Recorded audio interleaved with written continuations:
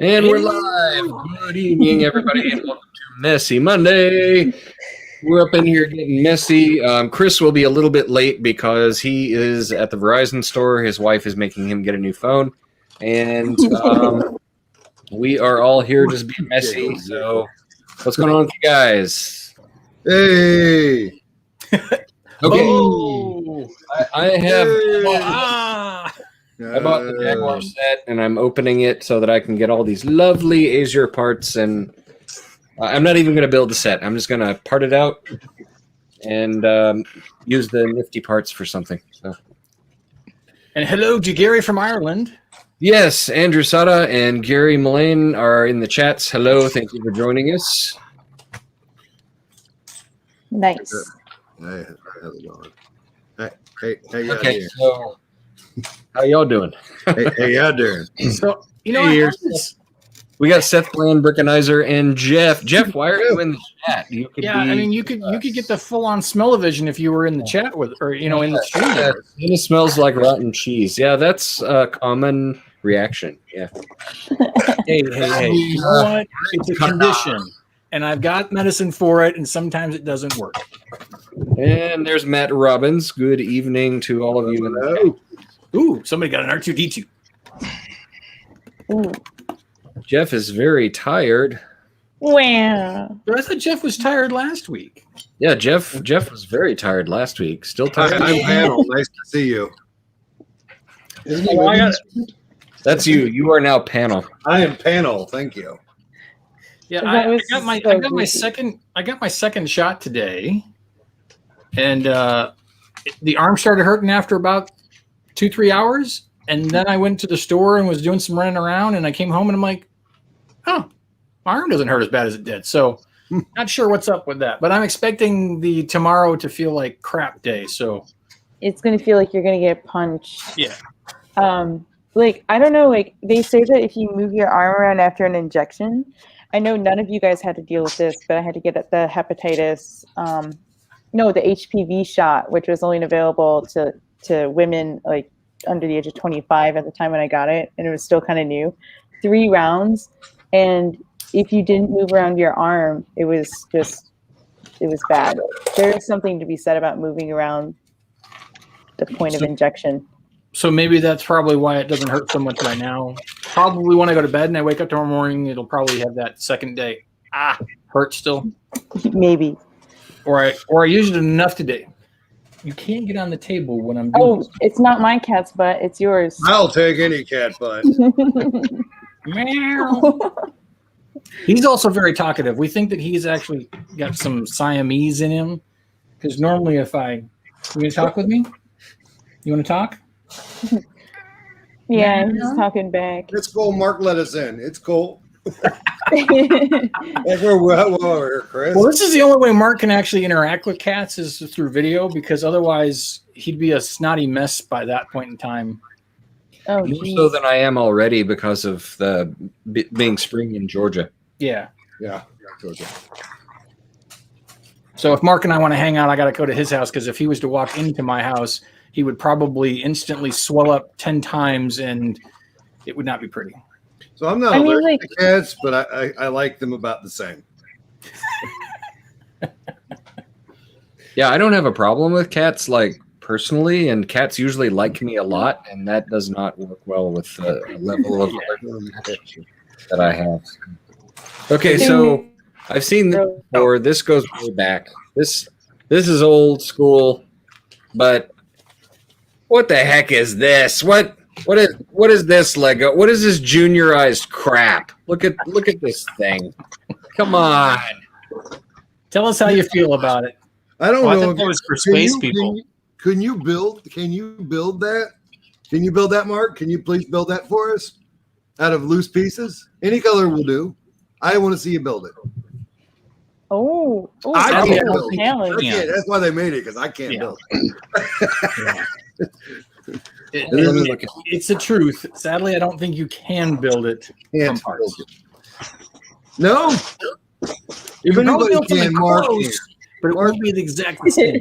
Mark will make the exact same thing. Are you leaving? All right, hang on. I gotta let the cat out. Boom, boom. You were talking to the cat. I'm like, what? Who's leaving? Jeff, 17 days until you get shot number 1. Like my Canadian friend was going on and on and on. Like she's in her mid-20s and she's like, I'm probably not going to get mine until like August. They opened it up. Actually, my kids are. Mine is June 10th. My kids have it June 15th now. But So they've actually opened it up from 12 and up. The area, you know, like the provenance. Papa Bear got his. It was like in the bigger cities they were doing it a lot sooner. Like that's why some people have gotten it. But they opened it up to like I'm in a smaller city of like 70,000, and they opened it up to us about 2 weeks ago. So I could have got an earlier appointment than the 10th of June, but I was just trying to get it into my schedule to have it on a day where I didn't have kids, and I didn't have kids the next day, just in case I was feeling like crap. So, but yeah, my kids got theirs booked on the weekend, and they're going 5 days after me. And that's awesome. Yeah, well, congrats. We're getting there slowly but surely. Yeah. Oh, hey, you know what they said in Walmart was posted on the door in my Walmart? It says if you've gotten both your shots, you don't have to wear a mask. Yeah, but the thing is like they can't. I mean, we can talk about this for a second. They can't forcibly ask you for the vaccination card. Correct. So it's like, you know, there's going to be people who are going to be walking around without it. But at the same time, if you're vaccinated, you're pretty good to go. Yeah. It means that the people who are unvaccinated are going to be infecting each other. Right. And so here's what I don't know what anybody else does. I always wear my mask around my neck till I go into some place. And if anybody were to tell me you got to wear a mask, I'd be like, oh, okay, there you go. You know, I'm that guy.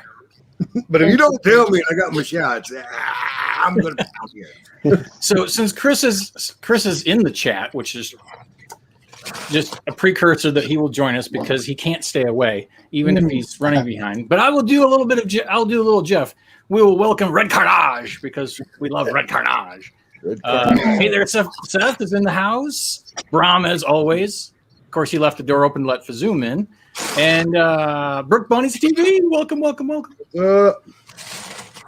2 seconds. I think we said hello to Brickenizer. Did we? I think. I don't remember. I'm saying it again anyway, just because I like Brickenizer anyway. That's a cool name. Oh, Jeff, yes, we did say hi to you. What's wrong?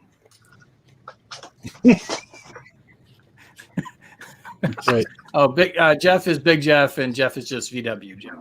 Oh, okay. Yeah, why does it say Jeff, Little Jeff? I don't know. I would never say Big Jeff. I would just say VW Jeff or just Jeff or I don't know. Why don't we just call him Micklewee? Or sometimes we say Canadian Jeff. We do say sometimes Canadian Jeff. Or just VW. I have this premonition that one day we'll have 2 Canadian Jeffs. And it'll be Canadian Jeff and other Canadian Jeff. These are weird. Look at that. Well, look at the design on that, though. Like, if you had a bunch of those, that would be really cool to use on a bridge. Like, imagine, look at that. That's so cool. You can put these on a building, like line these up. Mm-hmm. And Matt just moved closer. That's a lot of plastic just to get a motif, but I do like the motif. That's what I'm saying. I mean, if it's going in a layout, you don't really need an. It looks like this motif. You can line those things. It is like that motif. You can make a really cool Asian-inspired one. Hold on, I want to get on this. I want to get on this fence. Boom. Oh. Yeah, fence piece. Are you going to jump that fence there, Julian? No, just the chart. Hey, Julian, have you made up you and Brick James made up your mind as to what time we're going to leave here between 4:30 and 5. It's a 4.5-hour trip, so I'd say I don't know. Jamie wants to be to the store a little after it opens. Okay.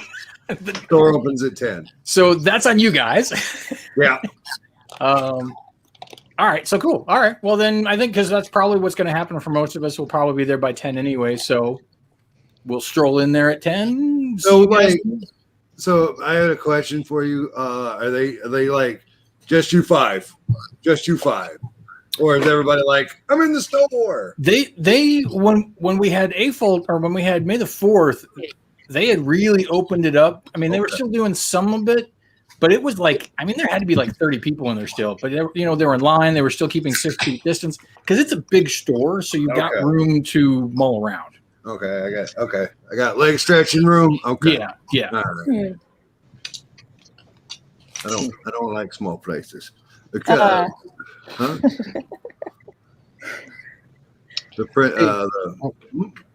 Sorry, I was just gonna say, has anybody done any time-lapse videos for builds and stuff? Yes. Yeah, but you were asking for Android, and I only have the software I use for Mac. So, but it's possible, like if there's an app or something. Like it's not easy to do with OBS, where like you basically have to do it differently. So I was trying to figure out a different way to do it, and I realized that my phone can do a time lapse, but only for 20 minutes. What kind of camera do you have? Google Pixel. I mean, like outside of your phone. That's all he was going to use was his phone. Handheld camera? Yeah. Not very. I've got a really old one, but I don't think it'll do time lapse. Oh. It might. Can't you rig it up with just your webcam or something? Well, that's what I was thinking of doing. I was just trying to figure out a good piece of software to, like computer software or like Windows-based computer software or. Well, worst case scenario, just do an App Store search and for your phone and see what stop motion software comes up for Android. Yeah. I'm sure there's going to be a lot of opinions on what does or doesn't work in their comment section. Yeah. Yeah, that's a good point. Yeah, and I was looking there as well, and just like there are a lot that have come back, so it's like trying to weed through it. It would be like super time consuming, but I feel like the best stop motions are the people who actually use their digital camera and take one picture at a time. Yeah. And stitch it together. Get out. Yeah, but if I'm doing like a build, like I don't want to have to do that while I'm building, right? Right. Oh yeah, for building, no, you want to have something automated down. Yeah, that's what I'm thinking. Because if I forget for like at least a minute or two, then well, I don't know. Anyways. Yeah. And hello, Mr. Blue and Brickham's done. There you go. I'm too lazy to type back. Nerd Brick 101's here as well. Hello, Nerd Brick 101. And Mr. Blue. Yes. Yeah, we're not the best at keeping up with that sometimes, and well, I am, but I'm off duty. This isn't my live stream. and I think that says it all right there. Is that you're off duty? Not to mention you said duty. Duty. Does everybody understand? Loaded cell. Excuse me. Oh, hey, B-Dub. Yeah. I want your Canadians to infiltrate. You got all them Canadians. To infiltrate whom? Come on down to the PBN. We'll just do a whole like Canadian Invasion Week. I'll make sure you guys get all the invites first, and then we'll fill in the spots. Okay. Come on, Canadians. And I'm always looking for more Canadians to join into ours as well. So absolutely. Well, maybe we can find some through mine. There you go. We got some Canadian action. It's hard to pin down Gil to get an appearance. Sometimes he will, but he's well,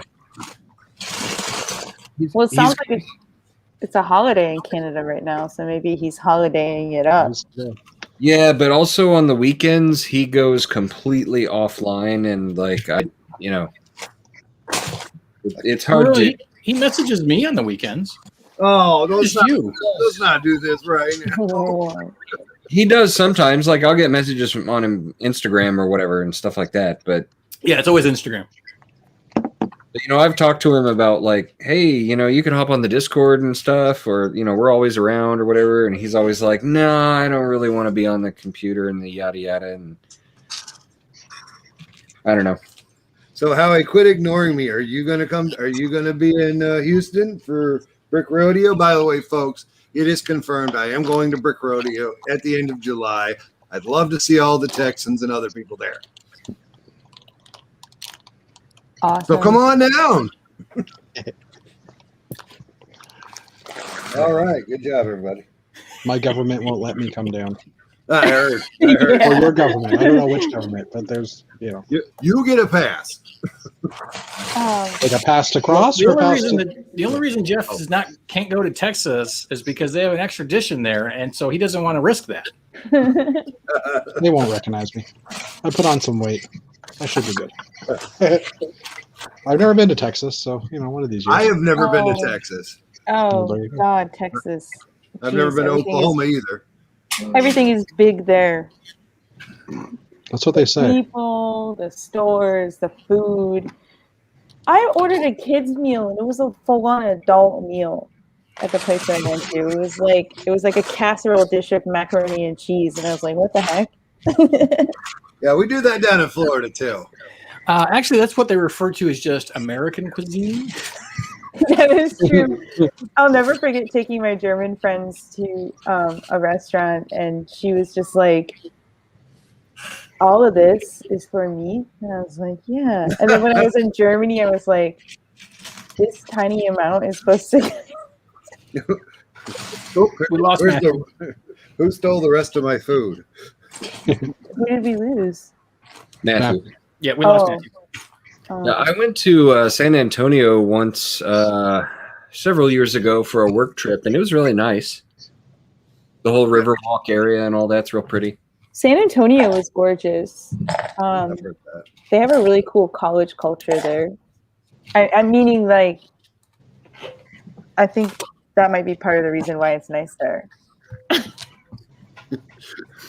Why? Well, I mean, it also seems like a city that kind of embraces the arts and that kind of sort of, they had a whole art walk thing going on when I was there at the same time. Well, So if you watch like TV shows and stuff like that, I mean, they'll even use that as a place to go for that kind of thing. And so, yeah, I think that they're kind of synonymous with like the artsy fartsy culture type thing. Are we talking about El Paso or Austin? San Antonio. Okay. I've heard it about Austin. Yeah, Austin is well known as being the like sort of hippy dippy town in Texas, but Hippy Dippy doo. Like, you mean they're more open-minded? You can dance if you wanna, leave your cares behind. I don't know. Something like that. All I could think of was President Business, hippy dippy doo. he said baloney, hippy dippy Baloney. Okay. Yeah, that's why I used that phrase. Thank you for correcting my quote faux pas. So I wonder if Matthew is going back down to his office because his internet connection in his build room is horrible. I hate that for him. I do. I don't know. I mean, it's not like he doesn't have like IT friends who could help him, but I just like watching him struggle. He needs like multiple routers or something. Well, he needs a repeater, is what it is. Oh, that's what it's called. That's what I meant. He has a technically adept husband that like. It's true. Make him fix it. I mean, that's what my wife does. I mean, why should Thomas get away with not having to fix it? There you go. Yeah. There he is. Yay! We were just talking about you. We were saying make Thomas fix it. He's trying to be frozen, but he's not. Well, I think it's because he's playing games off the same router, and that's why I don't get enough signals. Oh, so he's hogging your bandwidth. You need to tell him you need to do a quality of service, a QoS on your bandwidth there. You need to plug straight into the internet. I went in and told him I couldn't get on, and he got off his game. No Wi-Fi for you. You shouldn't be getting in the way of his 360 no scopes, man. Yeah, what he said. So if I use the laptop, the audio is good, but then I don't get a good signal on the laptop. But if I use the iPad, the signal's great, but the audio sucks. So it's like, and if I use the laptop downstairs, the signal's fine and the volume's fine, but I'm not in my Lego room at that point. So I'm just sitting in front of my computer, which is what I do the rest of the day. So anyway, Trials and tribulations of a first world problem. None of your real. and then I'm sitting here debating whether I need to completely rebuild this model because several things just don't quite work, or if I just say, screw it. Nobody's ever going to notice at a show that this thing doesn't quite line up. Show us. Show us, please. I'll know. Yes. Because you told me. Yeah, now we'll know. Yeah, he's right. That doesn't line up. Oh, you got to scrap the shit out of that. Sorry. So right here, the studs are not seated in the row above, and I've tried twice to take it apart and squeeze it down, and they just will not thread in. Well, it's not modular. It's all one big piece.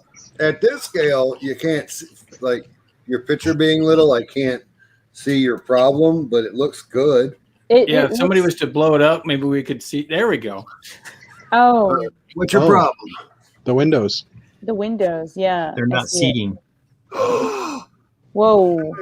That's actually pretty obviously noticeable. I'm surprised you made it this long without trying to fix that. Yeah. Well, I just ripped all the windows apart to put in the dark green and take out the sand green for temporary holding. The middle bank of 4 windows. The one on the leftmost side is actually offset. It's off. It's sticking out, so that's why. I think if you look at it, if you look at it's uneven with the rest.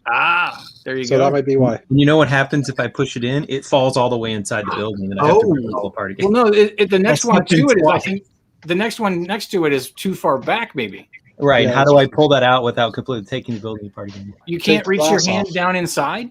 No, because there's a floor inside right here. Because he didn't make it you know what? modular. There's your first mistake, Matthew. If you're going to put a floor in, you need to make the whole floor modular so that you can take the floor off. He's right, you know. I mean, that's simple modular 101, Matthew. Wait, Come it's on. not open in the back. The problem is that like the floor plate goes from here to here, but I wanted to cover up the fact that it didn't match the same color, so I put brown out here in the edge so that you couldn't see the color. I don't see a problem with that. You just still need to throw another layer down below it that allows you to lift that layer up. You need some tiles. Yeah. Yeah, but then when I go to pick it up, I'll drop the top half and I'll have to completely rebuild it because I dropped it because I picked it up too high, which is what usually happens. Just make sure you get it on camera then. Yeah, exactly. You guys are helping a lot. We're trying. That's Yeah, actually a that's good what I idea. BrickenMad has a good idea. Why don't you get yourself a flathead screwdriver and wedge it in between the layer that's lifted up and pull it forward. No, not pull the the brick separator. glass. Not the brick separator. Go get a little tiny flathead screwdriver. It doesn't lift off cleanly. So I have lifted it off twice now to try and fix this problem. Not lifting the entire piece off, meaning just stick the flathead screwdriver in between the 2 layers and then pull the window forward. It does not work. All right, Matthew, just leave it as it is, and Saturday I will come and fix it for you before I come home. My brain hurts. Can you come over Saturday and put water in the cat's dish while you're over here? Oh, that's right, because you're not going to be home. Are you asking me now? So me and Dana will be over there Saturday. I am. I was going to ask somebody local, but they're actually moving houses that day, and I was just like, how long are you going to be gone? We're gone for about a week. You leave Cassie alone for that long time. I won't. I won't let. Well, but I was going to ask Marie, but Marie's actually moving on that Saturday, Sunday, and I was like, I can stop by on Saturday. If you're coming over, I'm going to be over that way anyway. Okay. Yeah. Look, everybody, it's Small Paul. Hey, Paul. Small Paul Cam to Small Paul Cam. What is That's he right. wearing? Small Paul Cam on Old Gray Bricks. He called to say hi, so here we are with Small Paul Cam. I like the film jacket. Actually, Brick Bunnies, it will be interesting because if I go over there and it's still not fixed and I fix it, or if I break it and then I'll wind up having to rebuild the whole thing anyway. But then I'll make it so it's modular. I'll fix the problem. But see, here's the thing. Once it's together, it's so much easy to have it be one massive solid object that I can just put in the car and get out, and I don't have to rebuild it because things fell off driving to Birmingham or to Virginia or Chicago. Like having it rock solid is the advantage because frankly, nobody at a show was like, well, I want to see the interior of your first floor. Like, okay, maybe one person get that from bird. So. All right, so Maybe every call person. you out on this then what's the point of having the floor in there in the first place? I thought about putting some furniture in there Did you put furniture in there? because I never do Matthew, you're interior. going to have to either do one thing or another. Either commit to doing all the floors and making it modular, or say no and just take the floor out. Or I could leave the gap there and only like 8-year-olds will be the right height to notice it because all the adults will be looking down on it and they will not see the gap. Listen, if you leave it in, all the adults will be looking down on it. Or just make it modular. And I'm going to go back with making it modular. Making it modular means I have to rip it all apart again. We're okay with that. You should go Your ahead and problem, do not that. mine. The goal was to put a roof on it and call it finished. That was the goal. The goal was not to rebuild it from the base plate up. The goal was like, let's throw a roof on this thing and we'll say it's done. Well, the rockets will just go here underneath. Well, exactly. Have you tried lifting it up and then dropping it on the floor? Yeah, no, I do that at conventions. Oh, okay. Well, actually, we have Shannon for that. So. I was going to say we have Shannon for that, but he only does that to spaceships. He doesn't seem to do that to modules. I taught my own things. Hey, Matt, Yeah. you have Technicals there on that wall. Can't you put something in Technic-wise and try and angle it a bit so you can pull it out like a black Technic pin? Because there's plates underneath that. Well, this is rock solid. This That is sounds like a Canadian I'm saying below where the black hinge plate is attached. I think if I tug on it, it's not. Again, Because Matthew, there's a plate just directly under that, leave right? it, and I'll come and fix it on Saturday. I'm pretty much set on just leaving it and putting a roof on it and saying only 5-year-olds will notice. So I'm feeling pretty I'm good. going to tell you this, Matthew, as a slight little secret, that when I dressed up as my blue spaceman for the first couple times, I got every 5 to 8-year-old coming up asking me why my helmet wasn't cracked. So if you're fine with them asking you this, then go for it. I am fine. I turned around and made a second helmet that was cracked.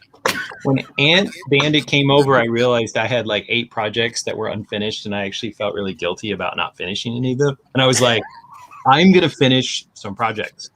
Yeah, but Chris says you have to start over, which is why I said just go ahead and drop it on the floor, and then you can fix it. Oh, I'm not dropping on the floor. Because as Martin from Alabama will tell you, the best way to start over is just to throw it on the floor. can we get your cat to jump up on the table and throw it on the floor for you? Would that be okay? She doesn't do Oh, that. he's got old lady cat. She doesn't have the Okay, gumption. Maddie, can we get your cat to go? He's It's busy right finished. now. It's finished except for the roof. Look at that. Looks great. See, if I pull it back, you can't even see the gap. But it bothers me, but nobody else is going to know. Bullcrap. No, wait a second. Let's blow it up. Let's see. Wait, I see it. but if you just said it didn't bother you to just leave it and put a roof on it. Oh, it bothers me. Oh, That's why I've tried to fix it twice. oh my God, Matt. Just fix it. It would require even more demolition to fix it than I've already done the first 2 attempts to fix it. So I'm just at the point where I'm I resigned think it looks leaving the great, gap even there. with the gap. Like, that is a very impressive building. It looks like a lot of, Well, one of the- Victorian warehouses. Like, it's One of the really cool. issues is like this whole stuff, the brown stuff, the grill plates, they're barely attached to the facade. So like every time I try to lift this up, all of this comes loose, right? So let's use this as an educational moment for Matthew. Don't be like Matt. What did you learn from this? Teach a teacher. Teacher, you can teach a teacher. You do realize that is Dr. What I learned from this is that unlike real Lego designers, I can't just ask them to make a part in a new color for me so that everything works out great. I have to work with the parts and the colors that currently exist. That's what I learned from this. Okay. So Brahm says you should break a bunch of the windows and call it a rust belt warehouse. No, that's gonna be. And then you can sing Billy Joel about it. Living here. Olive green. We have another building for that. Well, okay. So, not to change the topic, but I am. So, I finished my plate for today, and it might be hard to notice, but that's actually my nose. That's my nose. Back it up some. Yeah, I was gonna say I got to take it back. Yeah. I thought there was a chip and dip at first glance. No, it's actually now it's like it's actually. I mean, I got to take it way back, and even the light's gonna mess it up. I don't know if you can Oh, see that's totally your nose. Look at totally that my on your nose. mouth. It's totally I my thought it was nose. a grayscale Pikachu. Yeah. Why are you making that smirky grin like that? Because I always make a smirky grin. That's kind of like my default.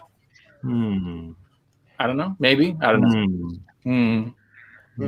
I don't smile with my teeth, I've been told. I don't smile with your teeth either. Yeah. Well, please don't smile with my teeth. Yeah. I'll smile with my teeth. You smile with your teeth.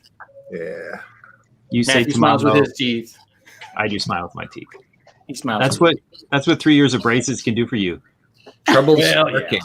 Yeah. Trouble smirking. That's actually my porn name, but yes. Hey, Oh. Well, that Nice. degraded quickly. now we know. Now we know why he's smirking in the wedding. Quick, Maddie, Google it and give me the 7:32 link. p.m. 7:32 p.m. is the point at which the show went off the rails. And it was, once again, Chris's instigation. Yeah. Yeah. I don't know. You kind of took that ball and ran with it quite a ways. But that's Chris's whole thing. He's the Lucy of the group, but instead of pulling the football away, he leaves it there for us to kick it. I would agree with you. Normally, I would agree with you. He does often innuendo, but his comment was not innuendo this particular. It's true. That I did go ahead and I didn't Blow pull a that hole punch. through it. I totally leaned into that one and let it. I mean, he does often set the ball up on the tee for you. He does. But he does. But to his credit, this particular This time instance, he didn't. This time he didn't. I did default to the first thing that came to my mind instead of censoring it, so slightly my fault. So, Maddie, did you start a brawl at the Lego store? Yeah, I totally did. I definitely knocked someone down for getting too close to those Lego themed friend sets. I was like, get out of the way. Yeah. Just an old injury that's kicking up. I don't know if it's because of the air pressure, but it's not doing so hot. Every slight move is just like. You look like one of those baseball pitchers who puts the ice on the shoulder after throwing 9 shutout innings. So tell us about your shutout. I know. I walked downstairs to get a bag of ice, and my mom was like, "What are you doing with that?" And then I came downstairs wrapped up like this, and she was like, "But." But yeah, I mean, kids in sports now, they use like saran wrap. I thought about doing that, but I thought that was a little excessive. Yeah, it is a shoulder diaper. I think it's so I can like wipe my mouth and I'm eating a snack. You know, like if you watch Fried Green Tomatoes, you can learn other things to do with saran wrap. Or if you fall asleep during our show, it'll catch your drool. You can sort of that would be drool so into it. It'll soak it right up. Yeah, so right now my t-shirt is like soaking wet on this half of my body because of the melting ice. I must be really hot. Did you just say wet t-shirt contest? Yeah. You could put the ice in a Ziploc bag before you wrap it in. It is in a Ziploc bag. Are you kidding me? I'm not that stupid. You said it was the wet and the thing, and I don't know. Well, I guess it's like condensation. I don't know how science works, or it could be the fact that I'm using a knockoff Ziploc bag from Walmart. Like, it could be a little of both. Maybe a little of both. Yeah, although it makes sense. Sorry, to use the knockoff Walmart bag, Ziploc bag, because the good ones are for the Lego. Oh, actually, I use the Walmart bags for Lego too, because you can get like 500 of them for $2. So might as well. But in all honesty, I think I re-injured my arm playing Lego. So I was doing a live stream and I was like building something, and then pressing too hard on the bricks, and then all of a sudden my arm started hurting, and it's been hurting for the last 2 days now. So whatever I did. You have to go to the hardware store and get yourself a rubber mallet, because this is true facts, kids. The rubber mallets they use at Legoland, Ryan Wood told us they use the rubber mallets to assemble things because the builders would get repetitive stress injury from pushing down on the Lego bricks, like your neck and your shoulders get all sore and everything. And so they use those rubber mallets to put the Lego together. I totally would believe that, because there was a case study when I was studying anthropology, and we looked at a skeleton and his legs were bowed. And we were like, oh, it must be because of rickets. But his Wait, bone dinosaurs density, play with Lego? yeah, but his bone density was They make okay. very It was, small sets though, because they can't do the. yeah, they're that's all we tiny got. hands. It was because he played the cello in the Baroque time period. So because his legs was were Baroque? constantly wrapped, his legs were Dinosaurs constantly play wrapped cello around now? the I'm so cello, confused. so it caused them Don't to horn in go. on my dad joke territory. Yeah, so I didn't catch that Baroque joke. I was trying to finish my story. Baroque. Come on, give me quicker, snap to it. Ha ha ha. Yeah. Anyways, fun fact for today, I guess. So did we throw up the fact that Maddie failed at trying to pull off a cool injury story? Yeah, I tried totally to did. set it up. I tried to set it up and just like all you had to do was hit it. I didn't run with Freddie, it. you had one job to do. You could have said but- something about, you had to punch a kid and the police showed You up. didn't even ask about how I got the injury in the first place, because that is a cool story. Well, okay. Cool You know, story, Broette. I was at an establishment in China, and we were having Hold fun. on. You amongst gotta friends. tell us where you were going. I was in Shanghai, China. We were at an establishment having a good night. Was it Burger King? When she's saying establishment, that kind of makes me think that like it was like It was a gambling club. parlor Okay, it was a or club. It was like, karaoke bar. we were clubbing. Was it a karaoke bar? Then the DJ was like, hey, there's a typhoon coming. You guys should all go home, in both English and in Chinese. So we were like, okay. And all of our Chinese friends were like, you guys got to go home. Like, this is bad. Like, it can get bad.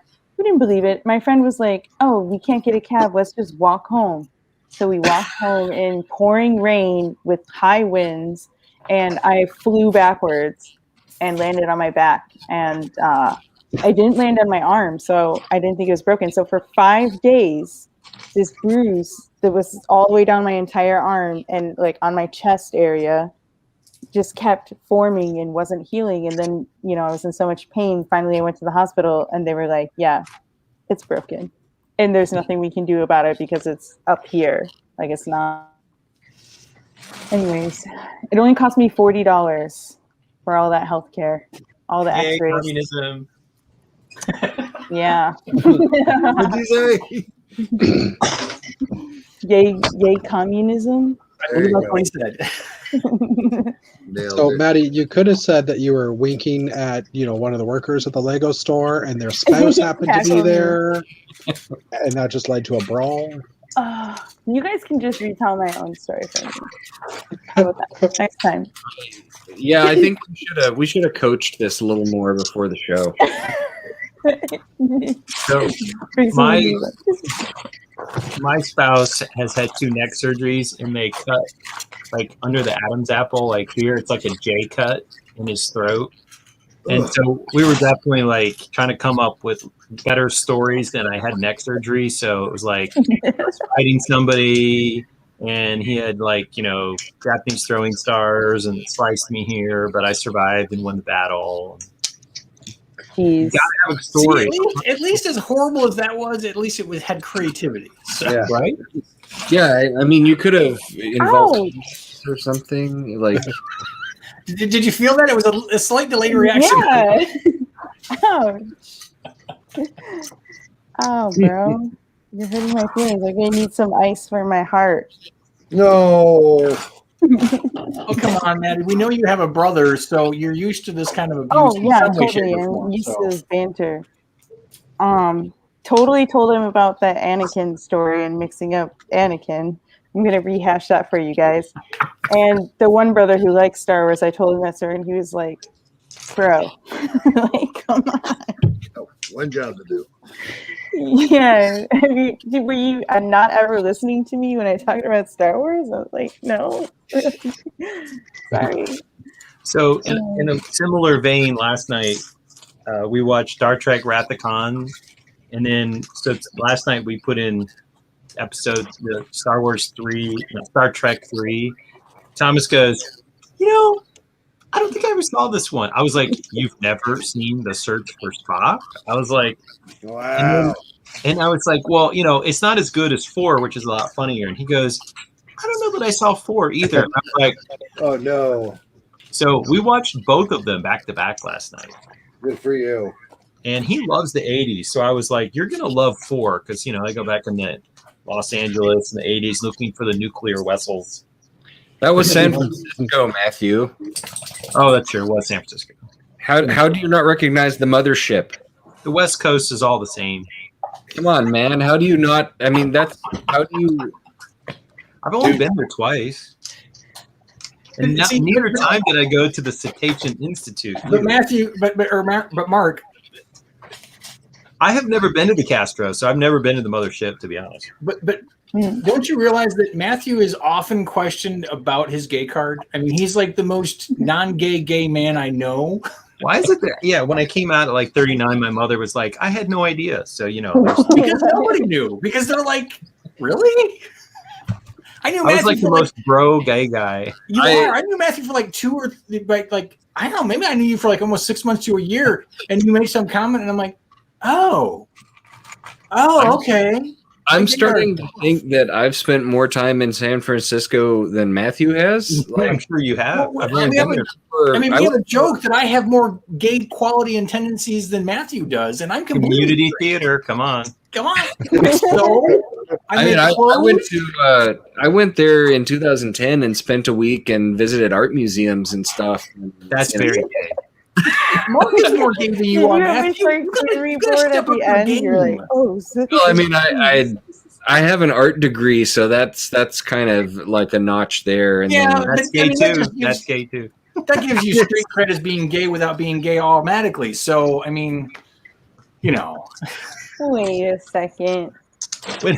In my dating profile before I met Thomas, it said, I do like Project Runway, which is probably the most gayest thing about me. So. which I started watching with my then wife, but that's another story. Oh, right. I want to hear all the stories. That's great. So a couple weeks ago, and then I'll shut up and Maddie can talk. But no, I don't need to talk. We were talking about like coming out to people about our Lego habit, and after the show, I said to Jeff, I was like, after you tell people that you're going to start dating guys, telling people that you're into Lego is a lot easier. It's really not as hard as that other conversation. I would admit. I don't know. It depends on the audience, but yeah, people sometimes are like, "What you play with Lego?" So that's one of those things. It's kind of, it depends on like who your audience is. Because there's a guy at work that, he's a guy that I chat with about cars, and at one point he was talking about, he had seen some of the Street Champion sets. And he was talking about, and they're like really crappy models of cars, and they don't look very good, and whatever. And the other guy that was with us was like, Mark's a big Lego fan, and he was like, oh, sorry. And I was like, no, it's okay. The fact that they look like Lego versions of cars is why they're appealing to people. Because if people wanted something that was like a model kit, they'd buy a model kit. And Mark is also a car guy, so yeah. So I'm multilingual, and so yeah, it's people like the Lego-ness of the way that those sets look. They they want it to look kind of like Lego, but also look like the car, and that's why it's fun. I agree. Well, I think this is Lego in general, because I mean, not to say that a lot. There's a lot of great builders out there who build mocks that are so huge and fantastic, and looks just like they look like the real thing, and they have taken time and effort to make it look just right. But for the most part, most Lego sets, and I mean like almost all of the official sets, they never quite look exactly like they're supposed to be. They're always going to have a Lego feel to them. So it's part of the thing. Yeah, and it's interesting because I think when I was talking to Ant Bandit, he was talking about when he did the stop motion, that everything was built around a single camera point. Like if you move the camera like 2 inches to the left, it wouldn't look good. But like you do see these people who will build these builds where it looks hyper realistic, but it only looks hyper realistic from that one particular camera angle. Which is a trick. I mean, that's a trick. It's a trick of the trade. Yeah. If you want it to look just right, you can only take a picture of it, because if you were to see it in person, you'd be like, "Oh, that doesn't look right." But you know.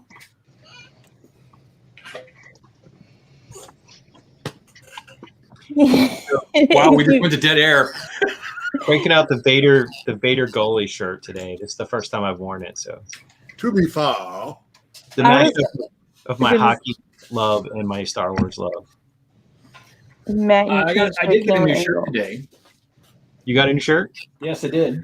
You haven't done your 30 days of t-shirts in a while, Dana. I'm just saying. I actually skipped 2020 due to COVID, which I still could have done it, but I was doing Lego Space of the Day, and it was just like, I'm not going to intermix the two, so I gave it a hiatus, but I am going to bring back 31 Days and 31 T-shirts again in August this year. So, I mean, we all know that you just don't wear shirts when you work from home, but pants is a whole other question, but yes.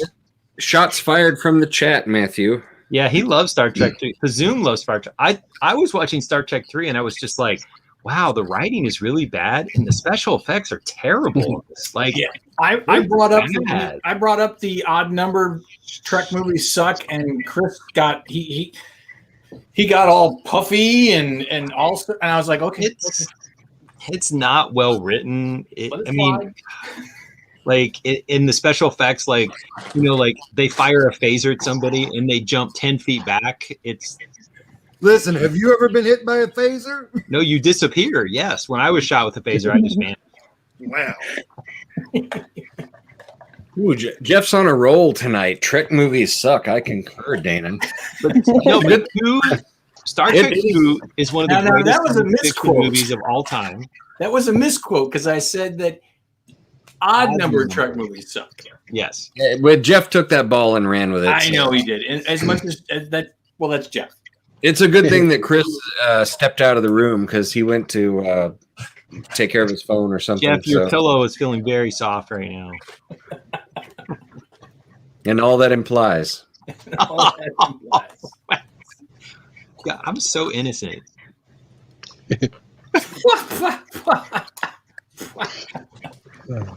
But we started watching Star Trek 4, and I told Thomas, I was like, the writing is probably some of the best dialogue of any movie other than 2.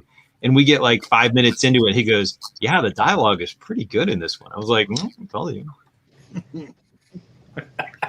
Yeah, it's part of the reason why Star Trek 2 was good was due to it was basically a tall ships script. You know, you like Master and Commander, you know, tall ship. Okay. Gotcha. Tall ships on the high seas and all that sort of like pomp and circumstance and tradition and stuff, except they put it in a spaceship, and that's why it was awesome, you know. With all the Star Trek talk, I'm surprised Dave Cowdice hasn't jumped in yet. I'm gonna say, because we haven't seen Dave, he's probably working. No, he's not. It's Canada. It's Victoria. Oh, you're right. So, Well, wait, so with that being said, VW, no one in Canada is working right now. Everything's closed. Well, I mean, stores. Some places are open, but I mean, most businesses are closed. Like retail is closed. Yeah, but see, Dave works in IT, and IT never closes. No, they're closed. Are you? What you don't understand is that even though the business is closed, the IT is still running. But he's not working. Trust me, he's not working. All right. He wouldn't work today. He'd be too annoyed to work. But I'm going to say that there's a potential that Dave could be working. Probably not. Or he's out enjoying that thing that they call the nature. The nature, yes. And that could be the reason. What's that? I had a little nature last week. I think I went for a hike. It was fun. I liked it. I'm going to do it again, I think. You got, yeah. I don't understand what you just said. I know.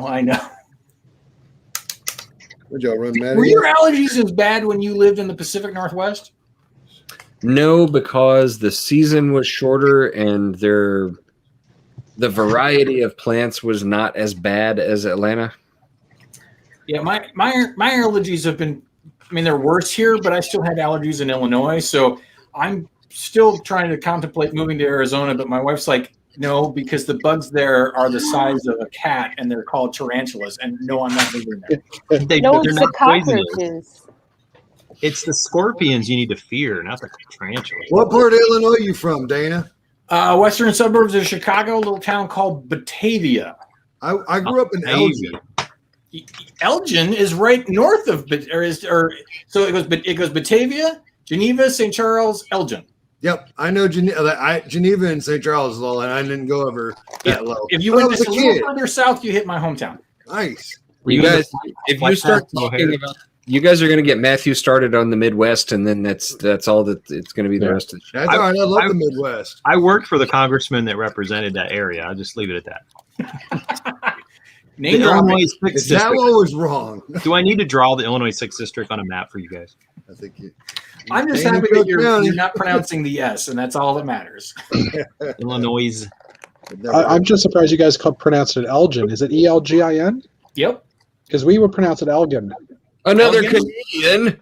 Hey, That's we the French, are what's the Canadians. French spelling? It's Elgin? the Canadian invasion.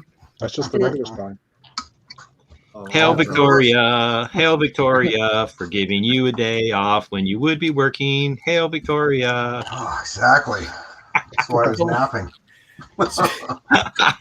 In your chair. So Yeah, the watching the fact that American you are news. the How last ironic. Thundercat today, does that mean you've been working on some photography with toys and playing with Thundercats? Half of that is true. Yes. It is? Yeah. Well, no, the photography part of it is, but no Thundercats. Thundercats. I've been sorting like 3 years of backlog while watching Thundercats. So Okay, all right. Now, were you watching classic Thundercats, or were you watching the revival from 2014 or whatever year it was? the revival. Yeah. We got back when my That's like watching. back when Clone my daughter Wars, was isn't it? interested in stuff like that and not Friends and Kardashians and that, we got the whole series. So yeah, it's great. I'm so bummed that thing got canned. Is your It was daughter so keeping good, up? too. Oh, yeah, she's there, keeping Matt? up and surpassing on that stuff, Matt. Wow, man, that's huge. When Holy is cow. the Canadian Tourism Board going to throw the border open for all of us, Americans, to come up and see your lovely top hat to America? Yeah, well, we would love that because all our clients are European, but Yeah. so, but they won't open to Europe till they open to the U.S. for political reasons. European. So, yeah. Europe. So, yeah. It's Jeff. Hey, what's going on, everybody? Oh, We got to put the Canadians on the bottom row. We're repping the whole Ted Wolf catalog. Wait, what was that? What was that? I just built this just now in like 2 minutes without instructions because it's 20 pieces, but it's the city foil pack from the UK. Oh, it was a limited edition, and you opened it. It's ruined. It was worth $1 billion. it's resealable. Yeah, you just need a flat iron. I got one of those laying around, just like it would be good to go. I thought it was cool. It's cute. It's neat. It's kind of like me taking apart the Space Blue ribbon and putting it back together again. It's He's still in super- original mint he's got, condition. like, yeah, he's cool. Well, I like those wheels. me too. Yeah. Mm. I don't know, Dana. I don't think you can ship a Theseus that one. That's Oh no, it's. Oh come on, yeah. So we can totally ship a Theseus that one. no. So, Dana, what bag are you on in a non-biological way? Bag nine. I actually I only built 2 bags on Sundays, so and then I was actually working. I actually worked today, and then I went and got my COVID shot, So I've finally been able to take some time to do a little more building on the destroyer. Nice. I have a friend of mine who actually made the comment that he wanted to come over and film and do a live stream as I did the last bag, because it's the same thing we did for the Falcon. Right. But that was hard. I mean, trying to have a conversation and follow big instructions at the same time with lots of pieces. Yeah. It's not easy. It's not easy. With all the people on here, I can at least let people talk and I can focus. Totally. But if I was trying to do that at the same time, whoa. Yeah. I remember when I built the original one, it was somewhat challenging, that Greeble seam that ran down the center, trying to get all like the taps and the half hinges and all that in the right place, right? But yeah. Well, I mean, they did a pretty good job on the greebling along the middle. Yeah. They actually did it pretty good where you built both sides at the same time. They're identical, and then just one of them they turn around and they flip it. Right. So it actually made it easier to build. And the only problem I ran into, and I was talking with the guys on Saturday, is that I was going along, and I got to the end, and I'm like, am I off by a stud? Oh, man. And I'm like, oh, no. And then what I realized is because there's the 1x8s with a rail on the side of it. Yeah. That they use those along the whole thing. And when you get to that, and it offsets it just enough where it looks like it's a stud longer than it should be. Right. And so once I figured that, I'm like, okay, I'm good. Gotcha. But it took me like a good 5-10 minutes to figure out that I didn't have to take both of them apart because I was building them both at the same time. Oh, yeah. I find the older I get, like whenever I go to build something like a set, when you know that something's going to be like a replication, or you skip ahead and you say, build 7 times or whatever, right? Yeah. I tend to like kind of line them up and build at the same time. But for some reason, like if you do that and there's the mirror of it, I'll be like, okay, I want to kind of do it at the same time too. Yeah. My 48-year-old brain starts like having little sparks shoot out of it and stuff like that. It's like it can't do that mirror flip, I don't know. It's kind of weird. I actually got to say, I have no problem with the mirror flip. I typically, if I see it's going to be a mirror flip and I can do the bags at the same time, I'll do them at the same time. Now, now there is caveats because bag 9 and bag 10 are mirrors, right? But it's this big. Okay. So I'm like, no, I'll just do them one at a time. Right. All right, I'm going to interrupt you both. So I finally got my last Bricklin quarter in, and it's Indiana Jones in the white tuxedo. Very nice. We're gonna rip this head off and this hair off, and we're gonna make him into James Bond at one point. And I'm gonna do a couple story mocks with him. Ooh, very nice. I like. Yes, sir. I didn't even know that existed. Come on. The Indiana Jones? No. I knew Indiana Jones theme existed. I'm saying like the white tuxedo. Perhaps I haven't seen any Indiana Jones movies. No ticket. Whoa. Pause the stream. Did you say you haven't seen any Indiana Jones movies? No, not a single one. Wait. Back up. Indiana Jones and Anakin are the same guy, you know that. I did see one where the spiders came out of the tomb and they were chasing him. I think that was Indiana Jones. I don't know. Anyways, whatever. What about the one where the snakes, and he's like, why does it always have to be snakes? I don't. So, Matthew, you seem like you'd be a good conversation about this. Maybe Dana, too. Probably Mark. And all right, all of you. Raiders of the Lost Ark. Indiana Jones made no impact on that movie whatsoever. There was no reason for him to be there. He was a completely innocent bystander through the whole thing. Like, seriously, if the Nazis were going to open it up with or without him. Yeah.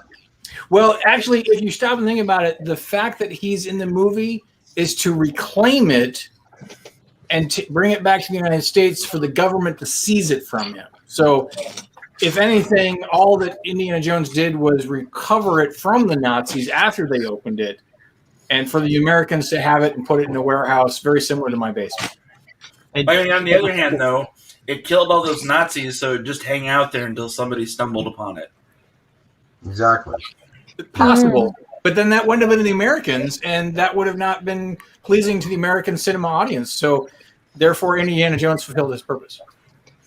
We went back and watched all 4 of the Indiana Jones movies, and let's just say that's an 80s movie franchise that has not aged well. There's only except 3. for the first one. The fight scenes, bad. Except for the cinematography on the first one is really, really good. Like from a technical perspective, it's really great. But I mean, like 2, 3, they kind of smell. If you take off the nostalgia glasses, they kind of smell. They're not even good action movies. Like if you just watch them for adventure, like the fight scenes are so obviously like the fake missed punches, and it's like they roll around on the ground, and it's like Hunger Games level fight. It's like, oh, we'll just thrash around and pretend like violence. Well, but you do realize that these were paying. Go ahead, Mark. I was going to say that the movies are meant to be stylized like the adventure serials from the 30s. That's what they're based on. This guy over here. So was Star Wars, and it was exciting.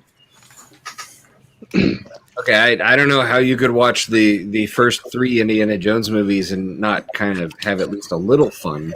I bitched about pooping myself when they found the old dude. Like, he's how old? All I know is that I've never heard of a 4th Indiana Jones movie, so I don't know what some of you are talking about. You know what? All right. I think you're talking about a Shia LaBeouf movie. I'm going to step on my soapbox here because Chris isn't here to defend the Christianity of this. But so all of these movies that all based on the mythology of Christianity, and aliens is the thing that you're going to scoff at? Because oddly, most of the pyramids and things like that, they don't make sense unless you bring aliens into the equation. Yeah. Did you know, actually, when they came to the 4th movie, obviously, like, deeply flawed and whatever. But, I mean, there's some parts of that, like, individual scenes, which actually I really enjoyed. Like, when he's in the nuclear test site, and he goes into the fridge and stuff, I'm like, this is kind of fun. Like that I kind of like. But yeah, I mean, I would then just kind of fall asleep when, the Nazi scientist lady was talking. Well, yeah. And the whole bug and ant scene was a little bit... Yeah. But I love the temple scene, the whole thing with basically you had ancient archaeologists, aliens, and the whole bit. And yeah, I mean, not any worse than opening up an ark and having it spew people's faces off. I mean, no. Oh, come on, that's totally believable. Totally, 100%. I mean, you could go with the original Prometheus plotline, which was they took a human baby from Earth, brought them to their planet, which was called Eden, and then sent the baby back with skills to help out mankind, and then they crucified him.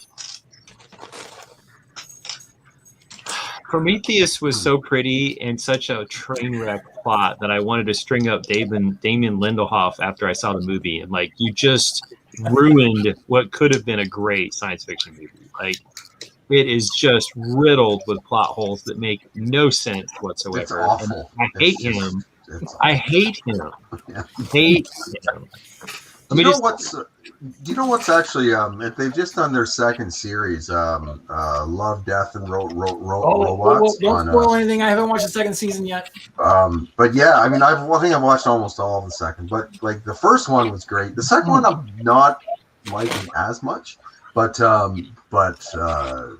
they're solid, man. Like whenever I see that or the YouTube Dust series that was started by Blowcamp or whatever. Yes. You take a look at those, you're like, oh man, this is what science fiction can be. Like it's just they're so good. The Lucky 13 episode was awesome. With the drop ship. Yes, yeah. Awesome. I know. It was so good. And like but even that one like in the first season with the where it's that virtual reality where it's actually they're in that sort of bioformed ship at the end, like that thing is taken over. It's like spread its tentacles. So I'm like, it was so creepy. I'm like, this is ultra creepy stuff, right? But it was had like a lot of heart to it too. Yeah, they've been really good. Basically, it's kind of like a modern Twilight Zone. Almost all the episodes have like that little twist in them, kind of thing. So I loved that spaceship one with the gate where they're traveling through the gate and then they land up in like hell or whatever. That was cool. Yeah. They're just and I mean, whenever I look at stuff like that, or or a lot of like Blomkamp's films, or I guess more mainstream, and it's a bummer that was it. He was in the pipeline for Alien before Scott took it back, right? Was it him or was it Villeneuve? I can't remember. I was getting confused. It was him. Blomkamp? Yeah, because that would have been great if he kept that. Was that after he had done District 9? Yeah, that was after District 9, but before Elysium. Yeah. I mean, I liked Elysium okay. It wasn't great, but it wasn't terrible either. I liked it. I mean, I liked how it looked. I liked the designs of it. I thought were beautiful, like they always are. And execution was amazing. And that military guy that his favorite actor there loves to do, that he loves to use. That he was awesome. He was so badass. It was great. Like psycho dude. He was fun. Yeah. Wait. What are you talking about? Elysium. Oh, okay. The South African actor that Blomkamp likes to use. Maddie. Yeah. Who want the sweetie? yeah, exactly. Oh yeah. So there's a new anthology that's I only watched the first few of them. I still need to finish. It's called Solos. Okay. I think it's on Prime. Yeah, it's on Prime. And so it's like a 20-30 minute episode, and it's one actor basically doing a theme, and it's sci-fi related. Like the guy who plays the Winter Falcon does a whole conversation with him having a conversation with a synthetic android who looks exactly like him, and he's playing both characters. And then there was one with what's her place who played Catwoman in the new Batman? Halle Berry? No, not that. Yeah. We don't talk about that one. Epic bad. Who? Anne Hathaway. Anne Hathaway, yes. Yeah. She actually plays herself, and she's trying to solve time travel equations to save her mother, and she actually plays herself in 3 different timelines, and they do the butterfly effect paradox issue, and they do it well. So I need to watch the rest of it, but and all the stories kind of linked together in a weird way, so it's kind of cool.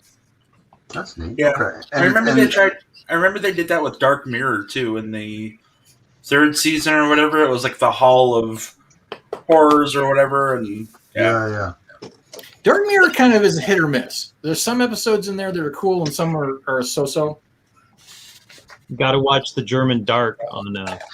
That's been recommended to me a couple times. Yeah, it's not for children though.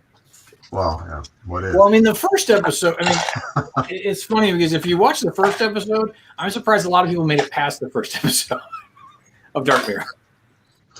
We tried watching the latest version of The Stand on Prime, I guess. The King thing, and I mean, I'm sure it's good, and I know that it moves on to the whole light versus dark, angels, dead, devils kind of thing. But I think about 20 minutes in, we're like, yeah, global pandemic, everything's depressing. I'm like, yeah, okay, I can just turn on the news and watch this. Yeah. I think we got to watch Probably not timed well, right? No. If only Marvel had done that in their recent series. Yeah. Hey, Maddie, we have someone reaching out to you from the chats. Oh, Lego Gaming's in Productions. Yo, what's up, bro? Oh, he's a super fan. He's been with me since I had a mere 200 following on TikTok. You were just a tick without the talk. Tick without the talk, yeah. He talks about his mom all the time, and his mom built stuff for him. So, Nice. like there's like a pencil case or something that he showed me, and he's like, "My mom made this for me," and I was like, "Oh, that's so cute." Oh, that's cute. She's a super mom. So hello, Lego Gaming and Productions and mom.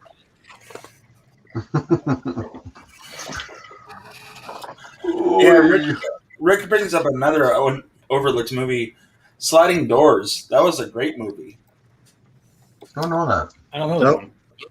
Yeah, it's I not saw it. like bam in your face with science fiction. It's what would happen if. And yeah, it's pretty good. Well, as I've been sorting this weekend on Tubi, luckily they just posted the original Masters of the Universe movie with Dolph Lundgren. So I have to say, when you're doing anything else, it's the perfect movie to have on. It is like so. Oh man, it is so bad, but it's so bad it tips over into awesome. Yo, that is one of the best movies ever made. Everybody's so shiny. Oh man, Right up there with Bubba Hotep. yeah.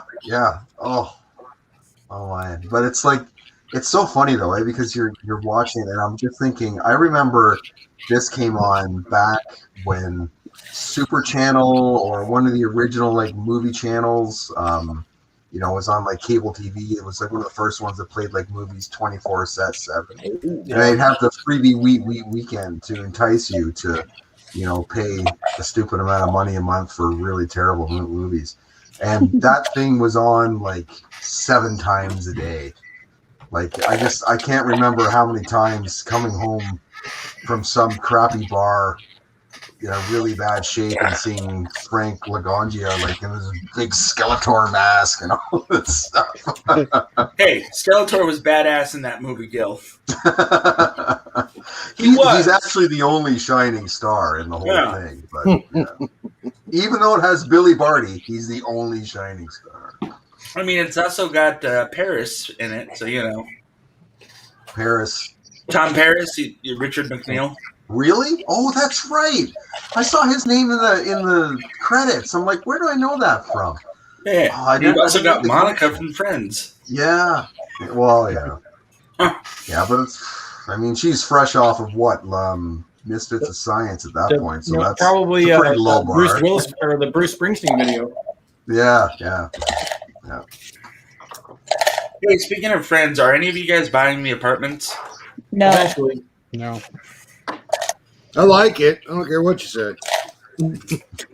No, I actually was talking to a friend that there is an ongoing exhibit in New York that is like 14 of the sets for the Friends show, and there's a roving exhibit that is leaving Chicago and heading to Atlanta, and will be here for 3 months. So I'm like, hey, that sounds cool. Yeah. There were 14 sets from Friends. Do we sit here and mock Canadian culture? We kind of do. Yes. Oh yeah, I guess we kind of do. Yeah, all right. You're okay. You can mock it. But, No, I guess all their bedrooms, well, the 2 apartments. Yeah, you got Central Ross's Perk, apartment. the bedrooms, the living rooms, The canoe. the canoe. Well, that's in the living room, but maybe it's I don't know what the hallway. That's a whole other scene. Outside of Central Park, that's a whole other scene. I don't know. I'm curious how much they're counting as being a separate set versus. Yeah. I don't know. Only a set or. Well, Jeff, just put it this way: there's twice the amount that was in Beachcomber, so yeah. Well, that would just be the Vancouver Zoo. The Vancouver Zoo and Vancouver Sound. Yeah, that's it. You're done. Yep. Relics boat. That's it. Yeah, and for the rest of you people, no, you wouldn't have any idea what we're talking about. I know and you should be glad. It's not a whole lot different than letting the adults talk, but it's similar. Yeah, I don't know. Is there any sort of like Canadian show that outside of Degrassi, I guess? Is there any sort of Canadian show that gained any Kids in the traction Hall. down there? You beat me to it, Kids in the Hall. Kids in the Hall. Okay. SCTV. Right. Yep. Well, in my household, we've watched a lot of Dino Dan. We'll Rocky watch that, Bullwinkle? aren't we? And we've watched Trek's Adventures, and we've watched Dino Dana. So I mean, we've seen quite a bit. We're on that Dana Dana You've tip. seen So. pretty much all of Canada. Yeah. No, Yeah, actually, I know that for SCTV, half of it was done here, and then it was picked up by an American network, and half of it was done there. Out of Chicago, I believe. I think so. Yeah, out of the other Second City. Yeah, it was Second City, and SCTV kind of studio. did a hugging thing. Yeah. Let's move both of them. Just saying. Oh.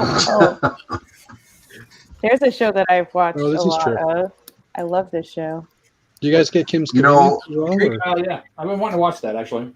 And Great. You know, and I gotta say, it's kind of like admitting to people that I don't like or play hockey. But the few times I've tried to watch Schitt's Creek, I'm kind of like, I'm not gleaning to it. I don't know why. There's something about it. Yeah. Maybe because Season it wasn't in one from the beginning. I don't know. Like whatever. It's a good thing Matthew wasn't here to hear the thing about hockey because. I mean, Wait! How did we lose Matthew? What did he just like? he disappeared. I don't know if it's his internets or what's More going video on. games. You have to go play hockey. Maybe. No, that's a Saturday. No, it's a Friday night thing. Yep.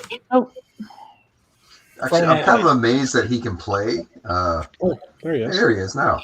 Because when you're up here, like ice time is in such high demand for rec leagues. They have to like get their times at like midnight on like a Wednesday. Yeah, that's when Matthew was playing hockey. Yeah. Well, we played Friday night, and I played the latest possible time slot, which was basically 11 p.m. But we play an hour and a half game, so we're finishing up at, by the time you get undressed and go in the parking lot, it's almost 1 a.m. But most of our Friday slots are like 8:45 starts or 9:15 starts. But You would never get that here. Not in a million years. but when All I that lived the in ice time is DC, taken all by the leagues. when I lived in Washington, I had weeknight games, Thursday night games that started at 11 p.m. and I had to go to work Friday morning. That was Washington D.C. ice time was much harder to come by than it is in Atlanta. Which is so strange when I think about it. Like, you know, I guess Washington's it's not that far north, but I don't know. But how many rinks would be in Washington? I mean, how many politicians play hockey? Well, there's a lot more rinks in D.C., but there's also a lot more Yankees in D.C. because of the large military bases, the large number of transplants. There's just more people who play hockey in D.C. than there are in metropolitan Atlanta. So the other thing that's going on here is that almost all of the rec hockey players are in one massive league. We actually have one of the biggest player-run leagues in all of North America, and so we're the big dog in terms of buying ice time. So we have leverage because the rinks need us to buy ice time so that they turn a profit. Because none of our rinks are city-owned, like is the case in suburban Maryland or a lot of Canadian or municipally owned rinks. They're all privately owned, and so they need us, and we don't want all of the worst ice times, and so that gives us some bargaining leverage. But I'm sure people didn't dial in about our hockey program in Atlanta. But it is messy Monday. So. Does Matt realize that he's talking to two Canadians who don't care or play hockey?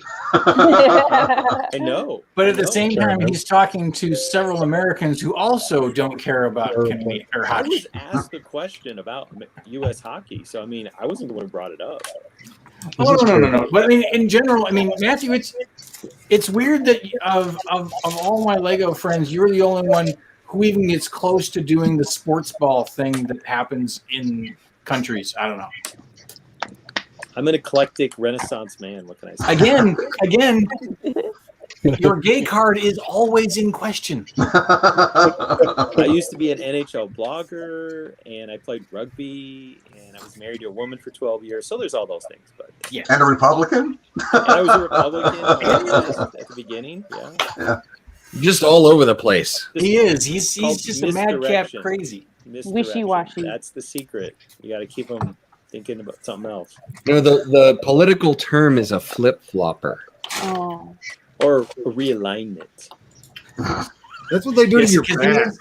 Remember, he is Dr. Gunning because he is a political science professor. He didn't spend all those years and longer than he should have to get his doctorate.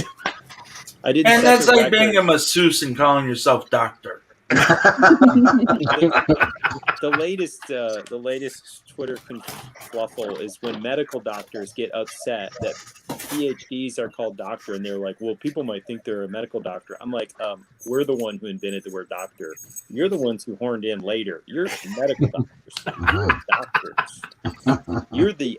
You're the ones trying to steal our title. So y'all just need to make up a new word if you don't like us being mistaken for people who write prescriptions, because we invented the term." They actually have a word for that. It's called rich. Well, unless you're in a socialized medicine country, right? Hey, I don't think it matters, socialized or not. Is it possible to get a doctorate in leisure studies? American studies. There you go. I don't know. I was looking up today careers in if you're a storyteller, so it's entirely possible. Who knows? Well, that's my degree more or less, and that's a master's equivalent. So there you go. Well, there's a podcast called Ologies where this woman talks to people with doctorates in areas that you would be like, "What? That's a thing." Definitely check it out. Cool. So not to completely derail this conversation, but Susan Reeves has asked a very good question. Any thoughts on the Daily Bugle that's coming out Wednesday? It's not Susan. It's Lego Gaming and Productions. Are we being trolled? Are we being trolled? Dana, we did a whole show on the Bugle like a week ago. Yeah, maybe. Well, whatever. Maddie just spewed off. But he's curious because I think he's been flipping Lego recently, and he's been really trying to save up for the inside track on the Lego hobbyist. Matthew. He's trying to. I think he's curious as to whether or not to drop the money on that or the Harry Potter sets. Oh, is he asking for investing reasons? It's entirely possible. Yeah, asking here. Let's not confuse this with Susan Williams, who is a time-honored entity that we were all catfished and hoodwinked as children. Thank you, Brown, for bringing that up. And for those of you who are watching this 20 years from now and don't understand that was a fictitious marketing deployment by the Lego company to make us think that there was a woman running the customer service department who was into Lego. Yeah. No, it was a living lie to children. That's what it was. It was. Yeah. Is this for real? Like, was it like an automated voice that talked to you? And you no, there was no actual person named Susan Williams. Susan. Yeah. Susan Williams. She did not exist. She was a figment of our imagination. She was a composite character at Lego. Yes. Oh my god. Oh my god. They took her hair from one person and they took her gender from another person. Mashed it together. It's kind of like at Disney where when you call them up and they answer the phone, it's only one person that has a name. So like if you're Cinderella, there's no other Cinderellas who work there because you've been designated that. But Susan Williams was everyone. Everyone who answered the phone was Susan Williams. She was kind of like the Winter Soldier of 80s Lego customer service. Oh my god. I understand that reference, and I'm still scratching my head. I don't know. Mark, you're right. You called me out. I was trying to pay attention to the chat, and I probably didn't have to. Well, I will be in line to buy it Wednesday. I heard there's 25 minifigs in it. There are 25 minifigs. I will be flipping the 25 minifigs. Will you? It is basically the equivalency of the Death Star set for Star Wars. That is for Star Wars, Maddie. Star Wars. Death Star. That's Luke. But they've retired the Death Star, and now we have the Daily Bugle, which has this almost the same amount of pieces and the same amount of minifigures, but for $100 less. So, you know what? What I would say about this is that I'll be interested to see if it has the same kind of like cachet as the Death Star, because when that the helicarrier set came out, I thought that might become like a really sought after for Marvel Jeff has the fans. catalog. But it hasn't really been that. I mean, you don't see people on forum pining for the helicarrier the same way that you see people flipping out for. Yeah, way to go, Mark. Susan Williams. Service. Yeah. Oh my God! So that lady, Susan Williams, like for every manual, it has that name in there. So everybody was thinking in all of the Lego world that this. Matthew, sorry. Do you have the There it is. The Susan Williams letter at the bottom of the page. Hold the signature. Yeah. See, and there's a whole paragraph about like. Don't call it Legos, call it Lego bricks and toys and that kind of thing. What a farce. So you I need to get one of those. It's a book of lies. I mean, next thing you know, they're going to tell us the Easter Bunny isn't real. What? And let's not even talk about Santa Claus. Hey, so your buddy asked, what is everyone's thoughts on Ninjago? Oh, no, I'm not talking about Ninjago. No Ninjago. Nobody cares about Ninjago. There's a recent theme going on of Lego bucket list where you check off all the themes. I don't check Ninjago. It's not even for the cool Titan mech thing. Nobody likes Ninjago. No, actually, I do think that the mechs are cool, but I am I don't know if you've noticed this, but I'm kind of an obsessed collector where if I start a theme, I have to have all of them. So I don't do Ninjago. No, Dana, I didn't notice that about you at all. Exactly. Well, I feel like I need to spell it out. I feel like I need to spell it out. All right, you beautiful people. I'm headed out. I love you guys. Bye. Bye. Thanks for having me, Mark. Chris, next time show up at your own show. And Julian, if I don't see you Thursday, we are gone. We'll see him Saturday. I can tell you that Small Paul likes the Ninjago dragons and nothing else about Ninjago. Only the dragons. I think it's one of those themes that it's like a super theme. Like, it has the TV show, it has the movies, it has the characters, it has all of it. And unfortunately, that's not really appealing to most adult audiences. Now, like, there are some adult fans of Ninjago, but they grew up with it. Do you know what I mean? Matthew did not grow up with it because he's dirt old. And I mean, to Ninjago's credit, and Matthew has gotten what I would have gotten if I wanted to go down that path.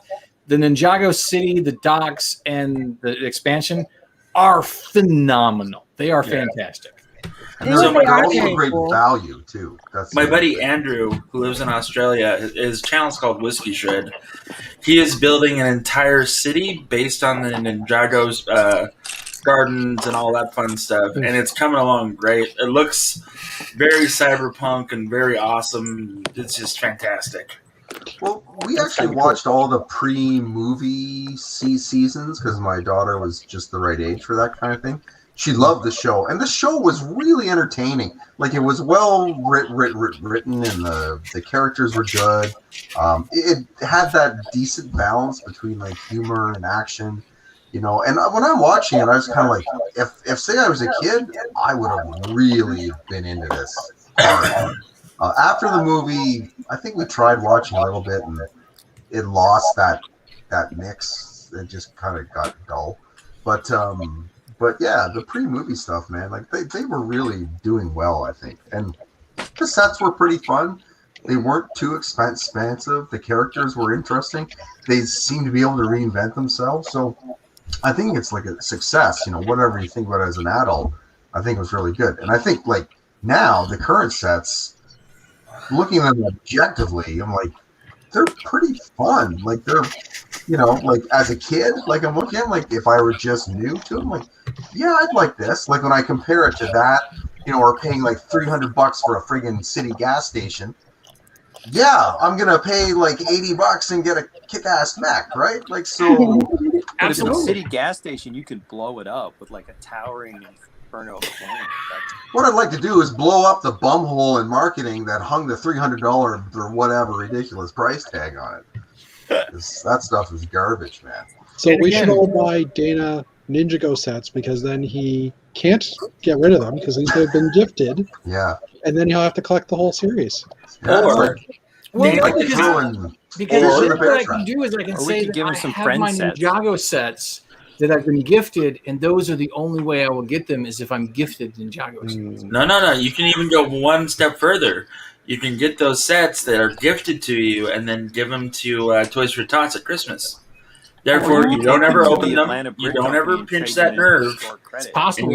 It's And you possible. lay So, off the heroin. so Brickenizer suggested that I could collect like certain sub themes of the Ninjago line, and again, I gotta say that have you not seen what I collect? I collect Classic Space, which has sub themes, and then I'm possessed to collect all the sub themes with Classic Space. But they're Well, you probably don't going have to that go to space problem at some point. Galaxy Squad. I love Ninjas Galaxy will go to Squad. space. You know Galaxy that. Squad was bitching. I actually wish I had bought more Galaxy Squad while they were out. Right? Same. Kicking Dana, myself. once you jump in with both feet to like the Hot Toys thing, you're not going to have a dime to spend on anything else. Well, anyway.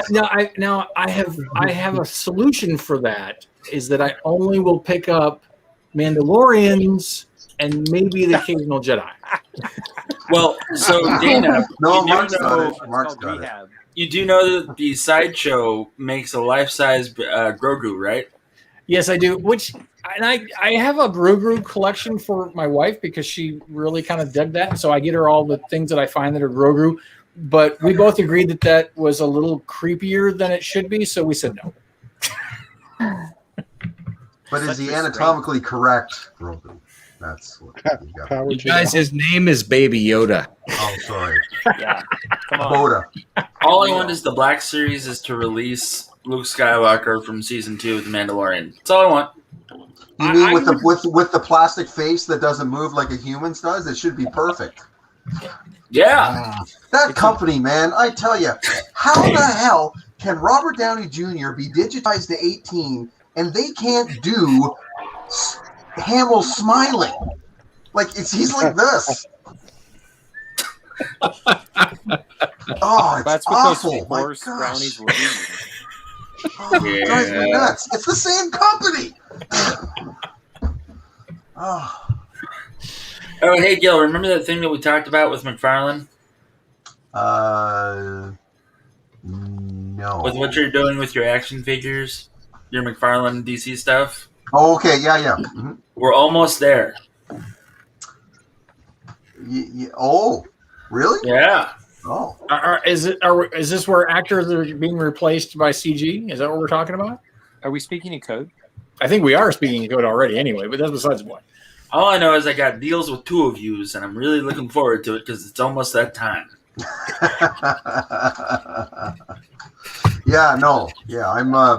I'm clearing out some of my stuff and that. So How many months is gestation? How many of us does Gil have buying him toys in America to ship to Canada? He hasn't asked Just me one. yet, but I would love to. Just one. There, wait. Okay, I didn't know if he'd worked out a deal with you for a different. No, Gil asked me to ship him stuff from here, and I didn't know if he'd worked out a deal with you. No, Well, put it Gil this way: was when it kind comes to there's 3 different retailers, and my address is in Lithia Springs. It's a hot address, I hear. Yeah.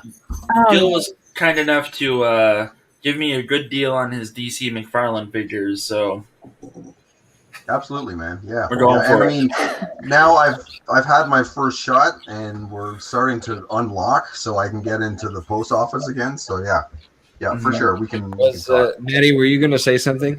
Yeah. So I was in my basement recently, and I discovered that we have a box filled with Transformers. So I was thinking on Thursday I could bring the box up and show you guys and maybe get informed on what it is that I have. I mean, I have 4 brothers, so it's a box. And you want to sell them before they just rediscover that they yeah, exactly. No, I've been given permission to sell some of that kind of stuff. So I'm sure they would be kind of hyped if there was something of value in that box. And your brothers are older than you or younger? They're all younger than me. You should just wrap them up and give them back to them at Christmas and be like, I got you this vintage. I was thinking about doing that with the Power Rangers stuff. Now, some of the Power Ranger stuff can be really bright. We have the original dude. I don't know from the first season of Power Rangers. Like, it was the big one, and I remember it costing it was a big amount of money back in the day. And you gotta push your glasses on. The Megazord. My brother was into that. That's what it is. The Megazord. Yeah. My brother was the. My brother was the perfect age for the first season of Power Rangers, and I remember I had to go and search the local toy stores to try to find the Pink Ranger figure because she was short packed in like all of the. So like a whole box of figures would come with like only one or two Pink Rangers, and so that I managed to find one for my brother for Christmas. So he had all the Power Rangers. That's awesome. Go Kimberly. When you first said Megazord, I was about to say you should see a doctor about that. I hate when I get the Megazords. On that note, I think I have to go because Megazords. Jason, Megazords, but Jason also has a stream at 9, and okay. To go get when is your mom gonna make a guest appearance? Oh yeah, that's right. So I talked to her about it, and she was just a little bit not cool about it. So probably never. You would tell her that we would give her some really rockin' 80s music. Well, I was like, well, it turns out that she was just listening to a mix of 80s, and that just popped up. It's not. Yeah, unfortunately, Hot for Teacher was on when she was cleaning the floor. If you guys don't know this, and I was like, "Oh, that's so funny." When you leave the house, it's all Van Halen all the time. That's my dad. When my mom would leave, he would blast Van Halen on our speaker system and be like, "Yes, Mom's out of the house. Like, let's rock and roll." But so I did talk to her about it, and she was just not very kosher about it. She's like, "What do these men the same age as me want to ask me? Like, what have you been telling them about me?" He's like, "No." These are fair questions, I have to admit. These are fair questions. All right, hey guys, I gotta scoot, so I'll talk to y'all later. Yeah, me too. Have a good one. Bye, guys. What could we entice her with? What would get her to come on? Oh, man. Should see if she could actually like film her. She doesn't have to be on live because that's kind of creepy. Filming her isn't. Yeah, filming without her consent. Maybe, don't let her know. No, that's creepy. Yeah. Now we see how the Canadian Tourism Board thinks about these things. No, yeah. So I started sorting at the beginning of the show, and then I wasn't paying enough attention to juggle the chat comments and whatever. So this is as much of the azure that I've put in a bag from the, all of it. The Jaguar set that I bought off Amazon. So actually, as I've been sorting, like going through this massive sort of our disassembled Lego city, there's a bunch of Friends sets and stuff in there, and there's all these weird colors. And what's going through my mind is, I think I'm going to separate all these things out and see if Matt wants to trade. So I'm never going to use these things. Because it's all like the. Sorry? What are you sorting out? Just there's all these colors from like all these elves and Friends sets over like the years and stuff. And they're all like, they're all the pastels and all this kind of thing. So I'm like, I'm going to put them all aside and see if, hey, Matt, you want to trade something. Anything that's a one buy. If it's a one buy brick. I already got dibs. I got dibs on his old gray right here. Well, even he hasn't seen the old light gray, which is a bigger box. Well, there's actually, when I was going through it, there's some of them are like classic town sets, which have the old gray, because I sort by color. So I'm separating those out too. And whenever I do that, I keep thinking, man, I should trade like Mark and Chris saying, give me equal weight in new gray and I'll give you the old gray. Because I'm like, I find like whenever I try to build with the old gray, like I'll be like, okay, this is great. Okay, and then to do this, I need this part, but it's too new and it's not going to work. And it kind of drives me nuts. Old gray looks dirty. I like how it looks because it looks like, like a worn spaceship. But sometimes I just end up not having the parts that I need to do what I want.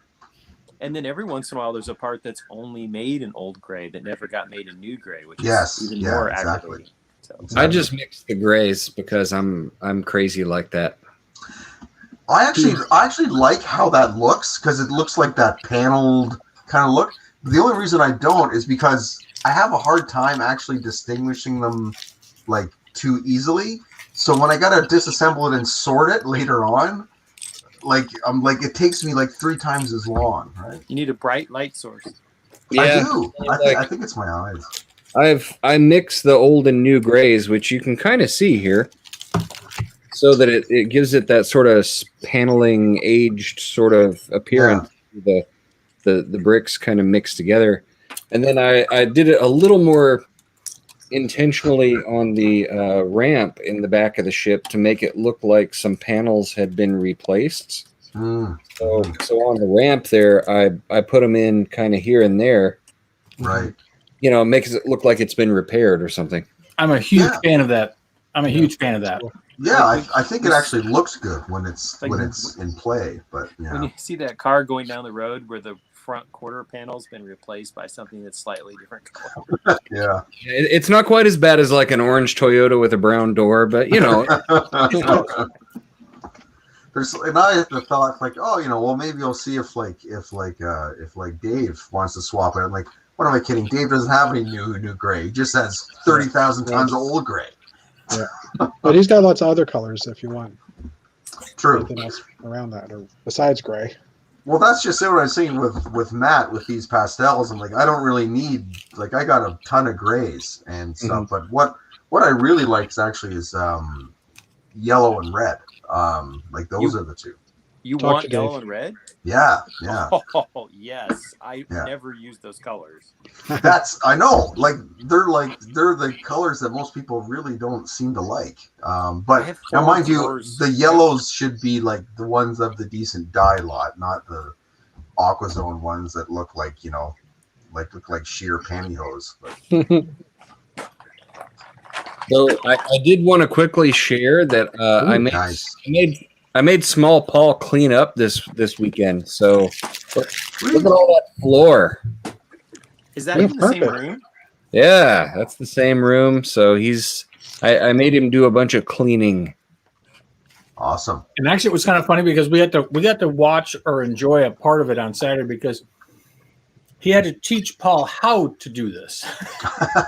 Yeah, well, when you have a 9-year-old and you want him to clean, he'll sit there and be like, I don't know what to clean. And so you have to pick that up, pick that up, put it over here, put that over here, and kind of and then I would, after we got the intact Lego things put over on the shelf, then I gave him a couple of the Pick-a-Brick cups. So I'm like, here, take the Pick-a-Brick cup and go around and pick up all the loose pieces on the floor. And here's another Pick-a-Brick cup.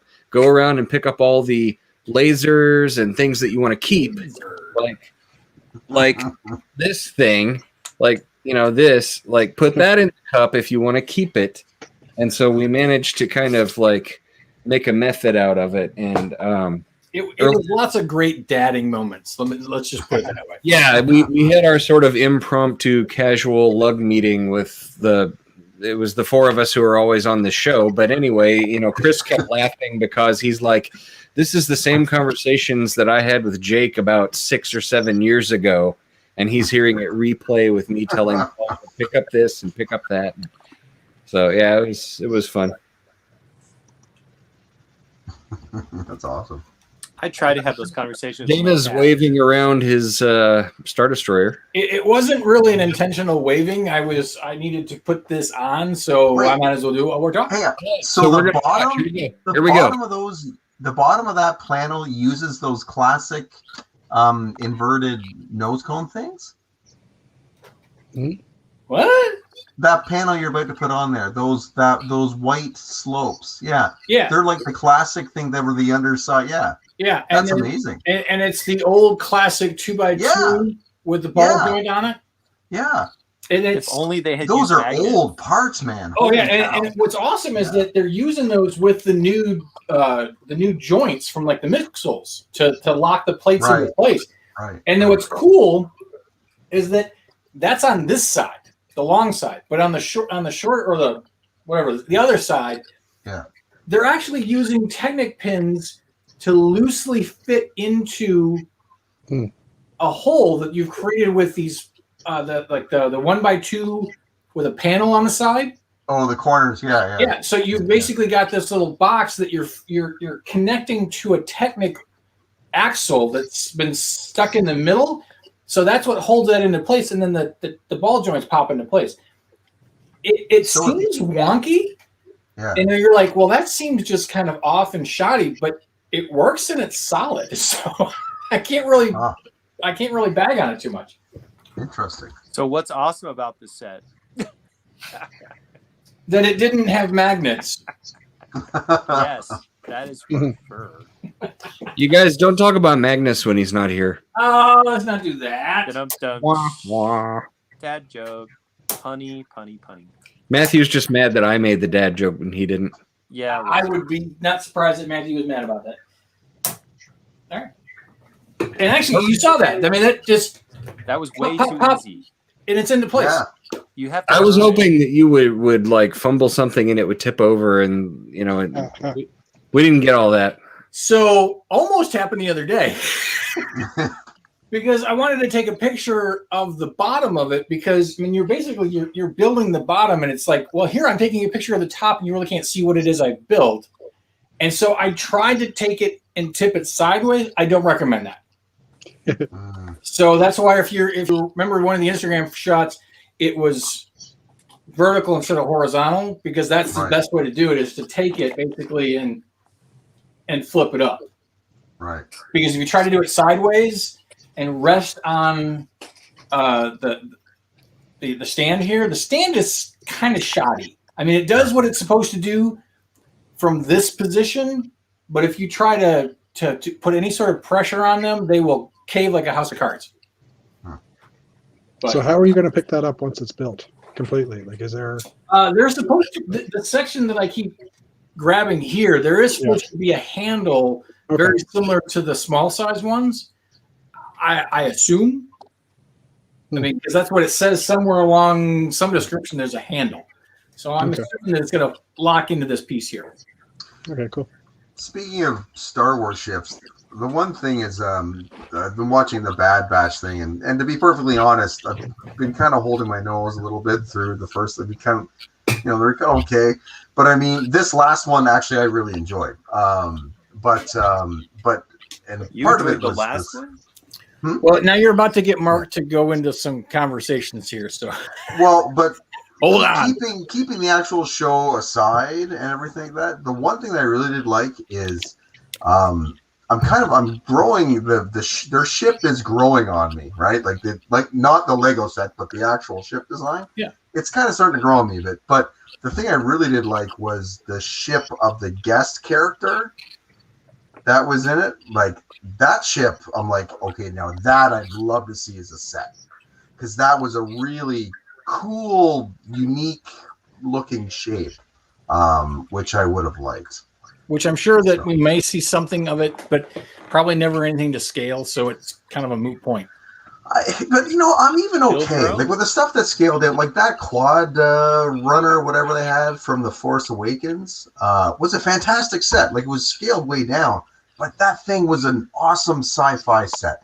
Like the colors, the build, even the play feature was not obtrusive. Was pretty cool. That I really like that. Like if they did even something like that, that's kind of taken down, or that from the Clone Wars, that dark green bounty hunter ship. That set with like the sliding top and the VTOL. Great set, really, really good. Like I would love if they did something like that for that. It's possible. You never know. I mean, if there's the funny thing is that like, we've been clamoring for a Bo-Katan figure, and she was a prominent character in the Clone Wars, and we're finally getting her one now after she was on the Mandalorian. So who knows what they will and won't do. Yeah. It just may take time. Yeah. We'll get 12 other X-Wings and snowshooters before we see some of the ships that we really want to see. Yeah. Yeah. Likely. But all right, gents. Actually, I think I'm going to bail out here too. Well, then that's probably a good time for us to just sort of wrap it up because it's almost 9 o'clock. And I think we were holding out for Chris to show up. We were hoping he was going to show up, but I don't think it's going to happen. He made a comment in there a while up, something about Canadians sticking up the joint, but running off all the guests. Yeah. Yeah, so he's speaking the truth, and then he left. Nice. Thank you to everybody in the chat for showing up this evening, and this about wraps up another messy Monday. We actually had a pretty reasonably full room this evening, so yes, the night is still young. The night is, and it was only and we are not. No, it's the old gray bricks. Although somebody made a comment on Friday that we should be the old dirty gray bricks. We have Matthew for that.